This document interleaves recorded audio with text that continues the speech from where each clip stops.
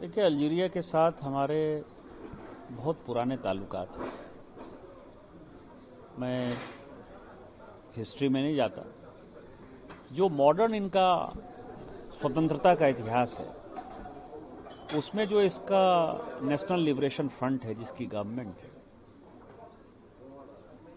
आज़ादी के बाद भारत ने 1950 में इनके कार्यालय को खोलने की अनुमति दी दिल्ली में। आपको पता है कि ब्रिटेन के साथ साथ दो ऐसे देश थे जो हमारे यहाँ राज्य कर रहे थे, रूल कर रहे थे। एक फ्रांस था, जिसके पास की पुडुचेरी था, पांडिचेरी, और एक पुर्तगाल था, जिसके पास गोवा था। और उस दोनों का भी जो है 1947 के बाद आज़ादी का आंदोलन वहाँ भी प्रभावी था और हम लोग उनसे स्वतंत्रता चाहते थे। जब ये नेशनल लिबरेशन फ्रंट का कार्यालय खुला तो फ्रांस ने हमको धमकी दी और कहा कि इसका जो रिपरकशन होगा वो बहुत ही बड़ा होगा। लेकिन जो तत्कालीन भारत का नेतृत्व था, पक्ष और विपक्ष दोनों, उन लोगों ने ये तय किया कि जहां कहीं भी किसी देश का कब्जा है, जहां कहीं भी स्वतंत्रता का आंदोलन चल रहा है, हम स्वतंत्रता आंदोलन के साथ हैं और हमने जो है इनका साथ दिया। उसको अल्जीरिया इन चीज़ों को बड़ी ही तन्मयता से मानती है, बड़ी मजबूती से मानती है, और उसका मानना है कि जब पूरी दुनिया में कुछ लोग थे जो मेरा साथ दे रहे थे, उसमें भारत भी एक है। और जब मैंने ये कहा, आज आपने देखा होगा कि हमने जो है फ्रांस के गिदड़भबकी में हम नहीं आए और हमने आपका साथ दिया, तो वो कहते हैं कि नहीं, ये सही है कि आपने साथ दिया। दूसरा ये है कि अल्जीरिया FATF का सदस्य है, OIC का सदस्य है और UN सिक्योरिटी काउंसिल का भी सदस्य है, और इस तीनों जगह पर वो भारत के साथ दिखाई दिया। और आज आप संयोग से जब मीटिंग हो रही थी तो आप खुद फाइनली उन्होंने हम लोगों को डिनर का ऑफर भी किया। अभी हम लोग शाम में डिनर भी करेंगे। फर्स्ट टाइम ऐसा है कि कोई गवर्नमेंट जो है हम लोगों को डिनर दे रही है। और दूसरा, उन्होंने कहा कि भारत जो भी एक्शन ले रहा है टेररिज्म पर, क्योंकि अल्जीरिया भी उससे परेशान रहा है और उसने टैकल किया है, तो क्रॉस बॉर्डर टेररिज्म पर हम भारत के सभी एक्शन के साथ। एक बहुत बड़ा आश्वासन अल्जीरिया ने हम लोगों को दिया। अल्जीरिया अफ्रीका का गेटवे है, मेडिटेरियन के पास है और बड़ा कंट्री है। यहाँ इसके पास तेल है, फर्टिलाइजर है, आयरन ओर है, फॉस्फेट है, और हमको इन सबों की आवश्यकता है। इनको भी हमारी आवश्यकता है, इनको भी कपड़ों की आवश्यकता है, इलेक्ट्रॉनिक की आवश्यकता है, साइबर सिक्योरिटी की आवश्यकता है, आर्टिफिशियल इंटेलिजेंस की आवश्यकता है, सुपर कंप्यूटर की आवश्यकता है। तो हमने कहा कि 140 करोड़ का देश हम हैं, पाकिस्तान नालायक जो है बेचता क्या है, उसके पास है क्या? उसके पास बैलेंस ऑफ पेमेंट नहीं है, उसके पास ट्रेड डेफिसिट है, उसके पास खिलाने के लिए लोगों के पास खाना नहीं है। इसीलिए बलूचिस्तान जैसे जगह पर जो है आंदोलन हो रहे हैं, रोटी मांग रहे हैं, रोटी के लिए वो भीख मांग रहा है। हम तो देश की, दुनिया की चौथी अर्थव्यवस्था हैं और अगले 2-3 साल में हम तीसरी अर्थव्यवस्था हो जाएंगे। तो जो आपके पास है वो हम कंज्यूम करते हैं, जो हमारे पास है वो आप कंज्यूम करते हैं, तो हम दोनों एक दूसरे से व्यापार कर सकते हैं। और इस पर जो है अल्जीरिया ने कहा कि हमारी राष्ट्रपति आई थी और इनके राष्ट्रपति का दौरा होने वाला है, हमने उनको इन्वाइट भी किया है। तो अल्जीरिया, मुझे लगता है कि पूरा कंप्लीट, जिसको कहते हैं कि क्लियर कट, यदि किसी ने हमारे साथ कंधे से कंधा मिलाकर बातें कही तो अल्जीरिया है। इसके पहले हम लोग सऊदी अरब में थे। सऊदी अरब मुस्लिम के लिए सबसे इम्पोर्टेंट जगह है, मक्का है, वहाँ मदीना है। और वहाँ आपने देखा होगा कि जब हमारे चेयरमैन वैजयंत पांडा, असाउद्दीन ओवैसी, हम और जो डेलीगेशन के सतनाम सिंह संधू वगैरह जितने मेंबर हैं, रेखा जी, कोनिया, हरसिंगला, हम लोगों ने जब अपनी बातें कही तो उस बात पर जो मुस्लिम ब्रदरहुड का जो कॉन्सेप्ट है, ये तीनों जगह टूटता हुआ नजर आया। सऊदी अरब में भी, क्योंकि हमारे प्रधानमंत्री जी के साथ जो मोहम्मद बिन सलमान है, जो क्राउन प्रिंस हैं, उनके बहुत अच्छे संबंध हैं। और आपको ध्यान हो कि जब माननीय प्रधानमंत्री, जिस दिन ये हुआ पहलगांव की घटना हुई, उस दिन माननीय प्रधानमंत्री जी खुद सऊदी अरब में थे। तो वो एक टेंशन दिखाई दिया कि सऊदी अरब के यात्रा को, प्रधानमंत्री के या रिलेशन को डिरेल करने के लिए पाकिस्तान ने यह आतंकवादी घटना की। वो मानता है कि पाकिस्तान आतंकवाद को बढ़ाता है। ओसामा बिन लादेन जैसे लोग जो यूएस का पार्टनर है सऊदी अरब, वो वहाँ मौजूद था। तो इन तीनों मुस्लिम कंट्री में, ओआईसी के कंट्री हैं या FATF में, इन दोनों जगह एक तरह से आश्वासन मिला कि हम आपके साथ हैं। और इस यात्रा में जो एक बड़ी बात आई कि जो मिसकंसेप्शन था वो, कि फ़िलिस्तीन के बारे में हम क्या कर रहे हैं, इजराइल के बारे में क्या कर रहे हैं, मुस्लिम की वहाँ की स्थिति क्या थी। तो जब ओवैसी इन चीज़ों को कहते थे कि हम 25 करोड़ मुस्लिम हैं और पाकिस्तान से ज़्यादा मुस्लिम हमारे यहाँ हैं, हमारे यहाँ हमारे देश में समस्याएं हो सकती हैं, कि कौन सा ऐसा घर है जहाँ की छोटी मोटी समस्या नहीं होती है, हिंदू में समस्या नहीं है क्या। लेकिन जो हमारा डेलीगेशन था वो चूंकि हिंदू, मुस्लिम, सिख, ईसाई, बुद्धिस्ट पांचों का था, तो ये सबों को आश्चर्य लग रहा था कि हम पांचों एक साथ हैं, पांचों एक ही तरह की बातें कर रहे हैं। पूरे डेलीगेशन के मेंबर्स ने भी कोई ऐसा समय नहीं हुआ, आपने देखा होगा पिछले 10 दिन में, कि डेलीगेशन के किसी मेंबर ने एक दूसरे को काटने का प्रयास किया। सब ने एक दूसरे को सपोर्ट करने का प्रयास किया और सब मन से भारत के लिए आए थे। तो चाहे सऊदी अरब का सवाल हो, चाहे कुवैत का सवाल हो, चाहे बहरीन का सवाल हो, इन तीनों में हम लोगों को एक तरह से बड़ी मीटिंग दी। सभी जगह उप प्रधानमंत्री जी से मिले हम, सभी जगह आपने देखा होगा कि सऊदी अरब में भी जो वहाँ के फॉरेन मिनिस्टर हैं जुबैर, जो कि पूरे गाइड करते हैं, जो थिंक टैंक है फॉरेन मिनिस्ट्री का, जो डिफेंस मिनिस्ट्री का थिंक टैंक है, उन सबों के बात हुई। बहरीन में और कुवैत में तो उप प्रधानमंत्री जी से मीटिंग हुई। तो ये चारों देश के यात्रा के बाद हम कह सकते हैं कि माननीय प्रधानमंत्री जी ने जिस मिशन के साथ इस डेलीगेशन को भेजा था, उस डेलीगेशन ने एक बड़ा काम किया। 4-5 चीज़ें हमने क्लैरिटी दे दी। एक, जहाँ तक फ़िलिस्तीन का सवाल है, हम 2 नेशन थ्योरी में बिलीव करते हैं। हमास के हम समर्थक नहीं हैं, आतंकवाद के हम विरोधी हैं, लेकिन हम फ़िलिस्तीनी जनता के साथ हैं। इसीलिए वो कंसेप्शन हमने ख़त्म किया। दूसरा, हमारे यहाँ मुसलमानों की स्थिति अन्य देशों के मुकाबले, इवन और भी जो अपने आप को सेकुलर देश कहते हैं, उसके मुकाबले हमारे यहाँ मुसलमानों को ज़्यादा अधिकार है। ओवैसी जी ने कहा कि संविधान का आर्टिकल 25 से लेकर 30 तक माइनॉरिटीज़ को ज़्यादा अधिकार देता है। उन्होंने कहा भी कि इसी आधार पर हमने एक कॉलेज खोला, मेडिकल कॉलेज हमारे यहाँ ऐसा है, यूनिवर्सिटी ऐसा है जिसमें केवल मुसलमान बच्चों को हम पढ़ा रहे हैं। ये और भी किसी देश में इस तरह की स्थिति नहीं है। तो उस मिसकंसेप्शन को ख़त्म किया। तीसरा, पाकिस्तान EP सेंटर है आतंकवाद का, और पूरे दुनिया में, चाहे अल्जीरिया में आतंकवाद हो, सूडान में आतंकवाद हो रहा हो, तुर्की में आतंकवाद हो रहा हो, या मिडिल ईस्ट के किसी कंट्री में आतंकवाद हो रहा हो, चाहे अमेरिका में ओसामा बिन लादेन ने किया हो, चाहे ब्रिटेन में आतंकवाद हो रहा हो, सभी आतंकी का जो रिलेशन है वो पाकिस्तान में है। पाकिस्तान में ट्रेनिंग कैंप है और इसलिए उसको FATF ग्रे लिस्ट में आना चाहिए। और फाइनली जो कंक्लूजन हुआ, उस कंक्लूजन के आधार पर हम ये कह सकते हैं कि जो मिसकंसेप्शन हम लोगों ने ख़त्म किया, उसमें पाकिस्तान की स्थिति खराब होगी। हम लोगों ने अपनी बातें कही स्पष्टता के साथ कि हमारे प्रधानमंत्री जी ने जो कहा है कि अब हमने न्यू नॉर्मल बदल दिया है। यदि पाकिस्तान गलती करेगा, यदि वो कोई आतंकवादी घटना करेगा, तो हम आतंकी में और पाकिस्तान की मिलिट्री में कोई फ़र्क नहीं करेंगे, हम उसके ऊपर अटैक करेंगे। और चूंकि वो भिखमंगे की तरह पूरे दुनिया में घूम रहा है, जो पैसा दे रहे हैं लोग, हमने ये भी समझा दिया कि जिस तरह के माहौल है, ट्रेड डेफिसिट है, बैलेंस ऑफ पेमेंट है, उसका फॉरेक्स रिजर्व कुछ नहीं है, लोगों को रोटी नहीं दे पा रहा है, तो एक तो आर्थिक आधार पर वो कमज़ोर होकर टूट जाएगा, और दूसरा, यदि उसने आतंकवादी घटना हमारे यहाँ की तो न्यू नॉर्मल में हम टिट फॉर टैट उसके ऊपर अटैक करेंगे। और इस बार जब अटैक करेंगे तो पाकिस्तान तहस नहस हो जाएगा, बर्बाद हो जाएगा, पाकिस्तान नाम का कोई देश नहीं बचेगा। इसीलिए हमने आप सबों से रिक्वेस्ट किया है, चारों देशों को हमने कहा कि आपसे रिक्वेस्ट किया है कि आपसे जब कभी भी पाकिस्तान की बात हो तो आप कहिए कि टेरर का बंद करिए, आप आतंकवादी घटना बंद करिए, नहीं तो हम आपको न सहयोग कर पाएंगे न बचा पाएंगे। और जो देश, चाहे वो वर्ल्ड बैंक पैसा दे रहा हो, चाहे IMF पैसा दे रहा हो, चाहे वो चाइना पैसा दे रहा हो, चाहे सऊदी अरब पैसा दे रहा हो, कोई भी पैसा दे रहा हो, चाहे अजरबैजान पैसा दे रहा हो, हमने ये भी बता दिया कि इतने वर्षों में 28 बार वो वर्ल्ड बैंक और IMF ने पैसा दिया है, US ने पैसा दिया है, US ने उसको F-16 भी दिया है, लेकिन वो सब नाली में जा रहा है, वो सब मिलिट्री के करप्शन में जा रहा है, वहाँ की जनता भूखी और नंगी है। हमने जो है अपने देश को इतना आगे किया कि हम इतनी बड़ी अर्थव्यवस्था हो गए, 25 करोड़ लोगों से गरीबी रेखा से हमने बाहर निकाला है। हमारा और उसका कोई मुकाबला नहीं है। आप जो पैसा दे रहे हैं वो सब आतंकवाद को प्रश्रय देने के लिए दे रहे हैं।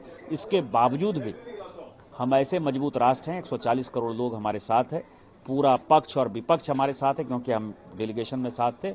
हम इस बार पाकिस्तान को बर्बाद कर देंगे, तबाह कर देंगे। FATF की बात हुई, ग्रे लिस्ट में डालने को पाकिस्तान की बात हुई। अगर बात की जाए सबसे जैसे कि आपने कहा कि यहाँ अल्जीरिया में सबसे ज़्यादा सपोर्ट मिला, बाकी कंट्रीज़ का किस तरह से हमारे लिए एश्योरेंस रहा, और ख़ास तौर पे मॉनेटरी ऑफ मनी को लेकर, क्योंकि पाकिस्तान हर देश से पैसा ले रहा है, बोरो कर रहा है, सऊदी अरेबिया से लेके बाकी सारे कंट्रीज से भी, उसके ऊपर कैसे एक तरह से लगाम लगाई जाए और मॉनेटरी उसका जो फंक्शनिंग है, किस मद में पैसा खर्च हो, उस पर किस तरह से कोई आश्वासन मिला है? जी, जैसे जब कुवैत था FATF का चेयरमैन जब था, तो उसने जो है इसको बैन किया था। उसमें हमको सऊदी अरब का भी, बहरीन का भी, अल्जीरिया सबों का साथ मिला था। और जब FATF ग्रे लिस्ट में डाला गया था, तो कोई भी एजेंसी या कोई देश इसको जो है टेरर फाइनेंसिंग के नाम पर पैसा नहीं दे रहा था। तो जब 4 साल तक वो FATF ग्रे लिस्ट में था, तो हमारे यहाँ किसी प्रकार की आतंकवादी गतिविधि जो है वो नहीं हो रही थी। FATF ग्रे लिस्ट से जैसे हटाया आपने, उसको पैसा आना शुरू हुआ। पैसा जो है वो आम गरीबों के लिए, लिखने के लिए, पढ़ने के लिए, स्वास्थ्य के लिए खर्चा करना, इंफ्रास्ट्रक्चर के लिए खर्चा करना है। उसके बदले वो इक्विपमेंट खरीद रहा है और मिलिट्री को दे रहा है, आतंकवादियों को दे रहा है। और 52 ऑर्गेनाइजेशन ऐसे हैं जो कि UN सिक्योरिटी काउंसिल से जो है वो बैंड ऑर्गेनाइजेशन है, चाहे मौलाना मसूद अजहर हो, लश्कर तैयबा हो, चाहे हिजबुल मुजाहिदीन हो, चाहे ये TRF हो जिसने की काम किया, और हमने ये बातें UN सिक्योरिटी काउंसिल में की। तो इसके आधार पर पूरे उन लोगों ने चूंकि पहले से सपोर्ट किया, OIC में भी उन लोगों ने सपोर्ट किया है। जब हमने अपनी बातें कही हैं तो हम इस चीज़ से आशान्वित हैं कि दोबारा पाकिस्तान जो है FATF लिस्ट में जाएगा, और FATF ग्रे लिस्ट में जैसे वो जाएगा, और OIC में जो है उसको सभी देश ग्रिल करेंगे, टर्की और अजरबैजान के खिलाफ जाकर सभी वोटिंग करेंगे। और जब ऐसा हो जाएगा तो फिर से दोबारा जो है आतंकवादी घटना शायद करने का साहस पाकिस्तान नहीं कर पाए, और हम ये समझाने में कामयाब हुए। एक और प्रश्न रहेगा सर, हमने एंटी टेररिज्म के लिए काफ़ी बातचीत की, मिलिट्री कोऑपरेशन और ट्रेड को लेकर हमारी अगर बातचीत सारी चारों नेशन से किस तरह की हुई, और आगे क्या प्लान, फ्यूचर रोड मैप क्या रहेगा? देखिए, सऊदी अरब के साथ तो हमारा मिलिट्री कोऑपरेशन हो रहा है। नेवी, एयरफोर्स, आर्मी सभी एक दूसरे के साथ जो है मिलकर हम लोग प्रत्येक साल ज्वाइंट एक्सरसाइज भी कर रहे हैं। तो वो मिलिट्री कोऑपरेशन जो है वो पूरा का पूरा सऊदी अरब के साथ है, और उसको और भी प्रगाढ़ करने की आवश्यकता है।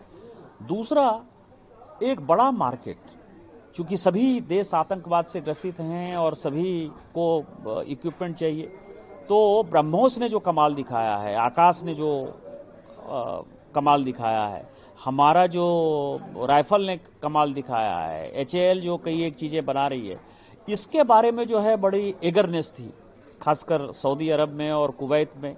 इन दोनों जगहों पर जो है बड़ी एगरनेस थी, और वो इस चीज़ को देखना चाहते हैं। क्योंकि एक बात सही हो गया कि इस बार जो लड़ाई हुई, उस लड़ाई में हमने जो है, जो चाइना के इक्विपमेंट थे या जो उनको टर्की ने दिए थे, वो सब हमने बर्बाद। 23 मिनट तक सभी को पता था, हमको बताने की आवश्यकता नहीं, क्योंकि हम मिलिट्री का डिस्कशन करने आए नहीं थे और हमको मिलिट्री के बारे में बताना नहीं था। लेकिन उनको एक अंदाजा था कि हमने इनकी टेक्नोलॉजी को जो है परास्त कर दिया, और उसमें मेक इन इंडिया ने जो है बहुत बड़ा रोल, जो माननीय प्रधानमंत्री जी का जो विजन है, तो उसमें ब्रह्मोस मिसाइल ने, आकाश ने, त्रिशूल ने, इन सबों ने जो है बहुत ही भयंकर डैमेज किया है पाकिस्तान के अंदर, जो है बिना पाकिस्तान की सीमा में घुसे हुए। तो उसका एक असर दिखाई दिया। तो वो एक मार्केट, उस कॉपरेशन की तरफ जो है सऊदी अरब भी बढ़ना चाहता है, अल्जीरिया भी बढ़ना चाहता है, और कुवैत भी बढ़ना चाहता है, बहरीन भी बढ़ना चाहता है। तो एक बड़ा विषय जो है हमको दिखाई दिया। दूसरा एक विषय, यदि आपने देखा होगा कि हमारे नेशनल फॉरेंसिक इंस्टीट्यूट अहमदाबाद के साथ जो है एक टाई अप था यूनिवर्सिटी का सऊदी अरेबिया में। तो टेक्नोलॉजी में उनको लगता है कि आर्टिफिशियल इंटेलिजेंस का ज़माना है, सुपर कंप्यूटर का है, क्वांटम कंप्यूटर का है, साइबर सिक्योरिटी एक बड़ा विषय है, UPI हमारा बड़ा सक्सेसफुल है। तो जो नई टेक्नोलॉजी आ रही है, उस नई टेक्नोलॉजी में हम US और चाइना के मुकाबले कम पैसे में जो है ज़्यादा बढ़िया इक्विपमेंट हमारे पास है। तो वो और फ्यूचर उन्हीं लोगों का है, तो उसके साथ वो आना चाहते हैं। तो एक व्यापार की भी बड़ी संभावना है। 140 करोड़ का हमारा देश है।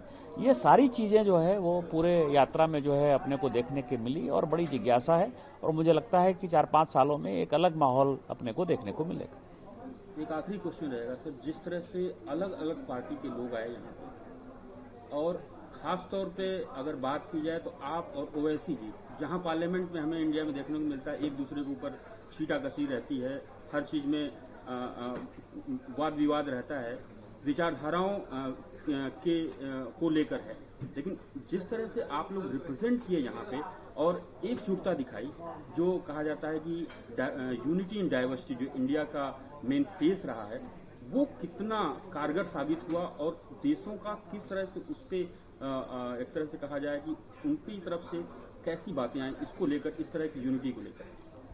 देखिए, दो चीज़ें हैं। हमारा मानना है कि संस्कृत हमारी पुरानी भाषा में से एक है, और जो हमारे पूर्वज बोल कर गए वो सभी को जानने का सवाल है। सभी हिंदू मुस्लिम की बात करते हैं, और मैं भी बांग्लादेशी घुसपैठिए से परेशान हूँ, और बांग्लादेशी घुसपैठिए की बात मैं पार्लियामेंट में बोलता हूँ, बोलता रहूँगा, क्योंकि हमारा पूरा आदिवासी समाज जो है वो ख़त्म हो गया। 45% था, वो 22% पर आ गया। तो उस आइडियोलॉजी में जो है कोई परेशानी नहीं है। लेकिन जो भारत में मुसलमान रह रहे हैं, जो भारत के मुसलमान हैं, वो यहाँ के नागरिक हैं। हिंदू मुस्लिम सिख ईसाई बौद्ध जैन हमारा जो है विषय है, वो हमारे चाहने न चाहने से जो है उनका उतना ही अधिकार है जितना हमारा अधिकार है।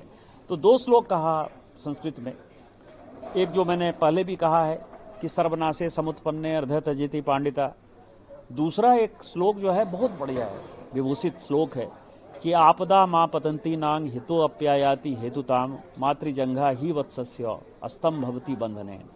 जब आपदा का समय हो, तो आपदा के समय में जो माँ है, मतलब बछड़े के लिए जो गाय के का थन है, उसमें जो उनका पैर है, वही जो है उसके बंधन का काम करता है। तो यहाँ आपदा है, कौन है हमारी माँ, कौन है? भारत माता है। भारत माता को परेशान करने के लिए, उसको खतरे में डालने के लिए पाकिस्तान आतंकवादी गतिविधि कर रहा है। आतंकवादी गतिविधि कर रहा है तो वो कहाँ कर रहा है? जम्मू कश्मीर में कर रहा है। जम्मू कश्मीर में, कश्मीर वैली के जो है मैक्सिमम आबादी किसकी है? तो मुसलमानों की है। तो सवाल ये है कि जो पूंछ में सेलिंग हुआ है, पाकिस्तान ने मारा है, तो उसने धर्म पूछ के थोड़े मारा है, उसने मुसलमान भी मरे।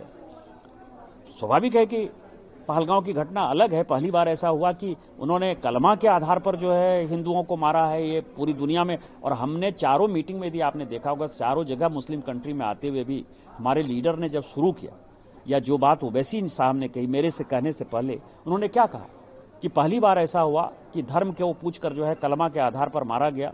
और मारा गया तो हमारा जो है कुरान वो इजाज़त नहीं देता है कि एक भी भले आदमी का जो है, एक शरीफ आदमी का कोई मर्डर कर दे। ये कुरान के खिलाफ जाकर कह रहा है। जो कुरान की आयत बोल रहे हैं वो गलत बोल रहे हैं। तो आज भारत माता खतरे में, भारत माता खतरे में है, तो हिंदू मुस्लिम सिख ईसाई बौद्ध जैन सबों का ये देश है। यही कारण है कि मैं और ओवैसी पार्लियामेंट में अपनी आइडियोलॉजी के लिए लड़ते रहेंगे। मेरा जहाँ तक सवाल है, बांग्लादेशी घुसपैठियों के खिलाफ, एपीजमेंट के खिलाफ हमारी लड़ाई जारी रहेगी। लेकिन ये देश बचेगा, देश में लोग बचेंगे, हिंदू मुस्लिम सिख ईसाई बचेंगे, तभी एक दूसरे के साथ जो है हम बातचीत भी कर सकते हैं, संघर्ष भी कर सकते हैं। यदि हमारी डेथ हो जाएगी, यदि हम मर जाएंगे, भारत का अस्तित्व ही खत्म हो जाएगा, तो फिर हम कौन सी लड़ाई लड़ेंगे? और इसी कारण से हम बाहर आए और हमने एक यूनाइटेड फोर्स के नाते पूरी दुनिया को बताया कि हम साथ साथ हैं, साथ साथ रहेंगे। 140 करोड़ लोग इस लड़ाई में पाकिस्तान के खिलाफ हैं। और पाकिस्तान यदि कोई गलती करेगा, फिर मैं दोहरा रहा हूं, पाकिस्तान ने यदि इस बार कोई गलती की तो पाकिस्तान का नामो निशान हम इस पृथ्वी से उड़ा देंगे, खत्म कर देंगे। आखिरी ये है मेरा क्वेश्चन, ऑपरेशन सिंदूर लगातार चल रहा है। ऑपरेशन सिंदूर में हमने टेररिस्ट कैंप्स को पाकिस्तान में नेस्तनाबूद किया। दूसरा ऑपरेशन सिंदूर का हिस्सा ये डेलीगेशन है जो पूरे वर्ल्ड में अपने मैसेज दे रहा है, टेररिज्म खिलाफ लड़ाई में सहयोग मांग रहा है। और एक तरह से ये मैसेज है कि हम पीस भी चाहते हैं और टेररिज्म को ख़त्म भी करना चाहते हैं। तो उस पर क्या कहना चाहेंगे? सहयोग, अगर कंप्लीट सहयोग की बात की जाए, और मैसेज इंडिया क्या देना चाहेगा? देखिए, हमने साफ कह दिया कि अगली बातचीत जब कभी भी होगी तो वो केवल हमारा जो कश्मीर ले लिया है पाकिस्तान ने उसी के आधार पर होगी। उसके अलावा जो है हम किसी विषय पर पाकिस्तान को कोई एंगेज नहीं करना चाहते। और टेररिज्म एक ऐसा विषय है कि भारत ठीक है नेबर होने के नाते थोड़ा ज़्यादा परेशान है, लेकिन पूरी दुनिया में यदि टेरर कोई फैला रहा है, टेरर कोई संरक्षण दे रहा है, आतंकवादी कैंप, भारत में कोई आतंकवादी कैंप नहीं है, वो केवल और केवल पाकिस्तान है। पाकिस्तान को संभालिए।